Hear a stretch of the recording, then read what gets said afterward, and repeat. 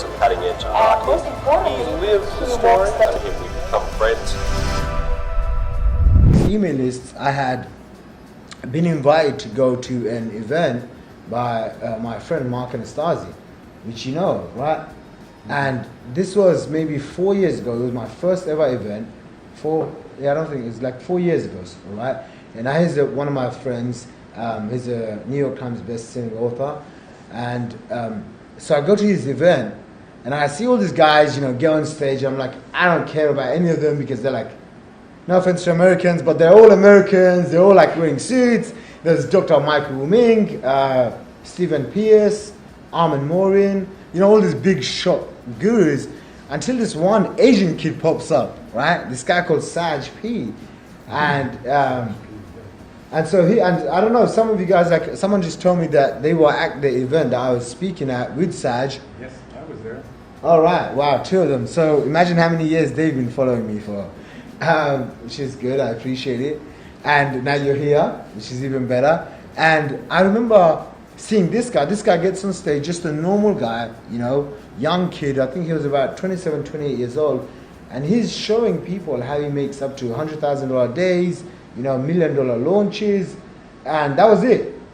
For me, it was like game over. Like I made that choice that no matter what happens, I'm going to go make it happen. Like that's it. And so I learned this important concept from my friend called Mark Anastasi, and it really changed my life. And it's not marketing or anything. Let me get this pen out. It's something that he said about fear and why we hold on to people. And he said, see, when we're born, and we're like, and this was the first. Probably one of my first ever biggest breakthroughs in life. Now, I never share this because it's because I have to draw you on board, and just people don't really understand it. So let me explain to you so you guys get it right now. So when we're born, what happens is, if as soon as the baby comes out, if a human doesn't touch it, what happens is they get very ill, and in a lot of cases the baby dies. Now, doctors can't really explain it. They call it, something love syndrome or whatever. But the baby needs physical touch. The baby needs someone to care for. So when we're growing up, let's say 5, 10, 15, 20 years, we are always seeking a love from everyone around us. We're seeking because in our mind, if we don't get loved, we're worthless. And basically, the root fear is that we're going to die. That's it. That's what people think. That's why people are afraid of rejection, because they feel like they're not loved. That's why people are very scared of doing public speaking. Yes, it's a very, very deep thing, and it's rooted obviously since we are babies, right? And so I remember listening to this and reading this, because I was in a state where I knew the people around me weren't serving me, right? They weren't helping me grow. And I wanted to get rich. I wanted to become successful, and the people around me weren't rich or successful. So what does that mean? For me, it meant that I need to cut away from people that weren't serving me. And I need to be around the right people, around millionaires, around people that were actually making things happen. Is this making sense to you guys? Yes? Yes. Okay. Make sure you guys are engaging, because we're going to go on for a long day. So when I say, you guys got it, say got it, and I'm going to say good. Got it? Good. No. Got it? You say got it, I say good. Got it? Got it. Good. All right, so deep down we have this fear that we're going to die if no one loves us. So now what happens is we cave into society's thinking, friends, family, everyone's thinking. And we now start living. And it's not for everyone, but most people in general. And I've trained tens of thousands of people all over the world. And I've done events with thousands of people. I've had events where there was 900 people in Singapore. So it's like, I've seen Americans, Asians, I've seen the lot, right? And I'm always learning and I'm always growing. And from what I've seen, this is really, it's kind of universal. People don't step outside the comfort zone People don't go above and beyond because they're afraid of failure, which means rejection, which means disappointment, which means they're not going to be loved by other people, which is really they think they're going to die. And really, you don't die. If someone says, I don't love you, right? Or if someone rejects you, you don't really die. And again, it's how our body and how our mind is created. So when someone gets rejected, like imagine I got someone to come on here and talk, and they felt rejected.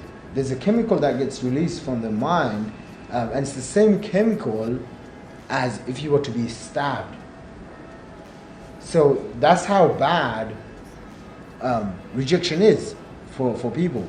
And I learned this, and I was like, oh, that's how bad it is. And they said the number one most feared thing a man can do is public speaking. I was like, okay, I want to be a public speaker when I grow up. And I made that intention when I was 21, 20 actually, when I was 20, and then within probably meeting my friend Mark, within 6 months I was speaking on his stage. Obviously I had no clue what I was doing, in front of, I think it was about 500 people or 750 people. And I'll get to that in a second. So now you know that really this is all something that's in our mind.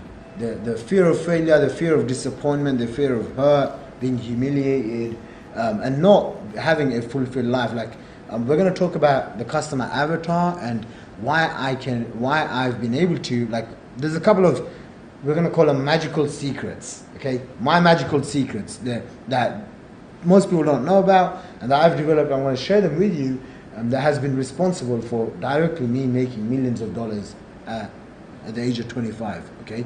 And so, but before I go through that, here's what happens. This thing that I said, so if you had, say, bad friends, I shouldn't say, bad friends, but people that don't serve you, let's just say bad society, bad, family members or whatever, people that didn't believe in you, they said, you can't do this, you're not good enough, or you'll never be able to do this, or, this stuff doesn't work, or whatever they said, we're still operating from a place of that we're seeking and needing love. Right? And that's why, like, if you look at someone and and they're in this, they want to become successful, and you ask them, how come you've never done this before? They'll say, oh, I've never come outside my comfort zone, or they get to a certain age and then they wake up and they're like, oh no, like I need to get my life in order. I need to have more automated businesses. I need to have a life where I can see my kids actually grow up. And you may be thinking, like, how the hell do I understand all of this? And it's because my father went through this, right? Like, my father, I love my father very dearly, but he wasn't around much when we were growing up. And obviously, he made his sacrifices for us, which I'm very, very grateful for.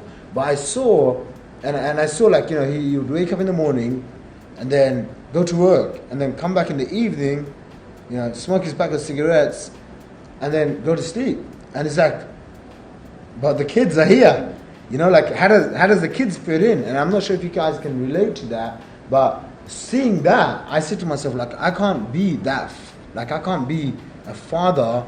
He's a great father. Like, my father is the best father. I wouldn't change for the world.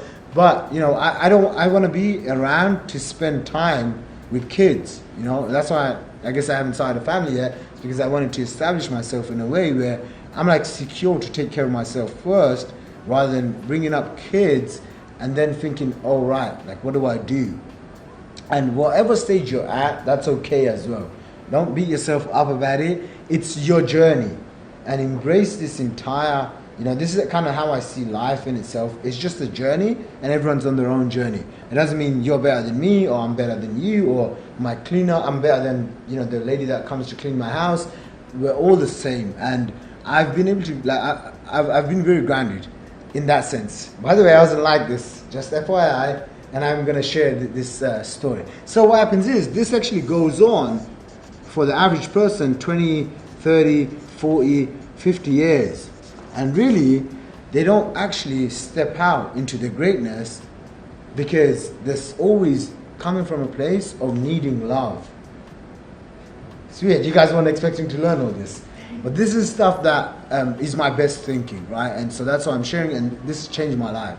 And so what happens if you make that conscious decision that you are going to operate from a place of owning your own greatness and owning your own power, rather than conforming to everyone else's thinking, everyone else's thoughts, beliefs, habits, right? Then you start doing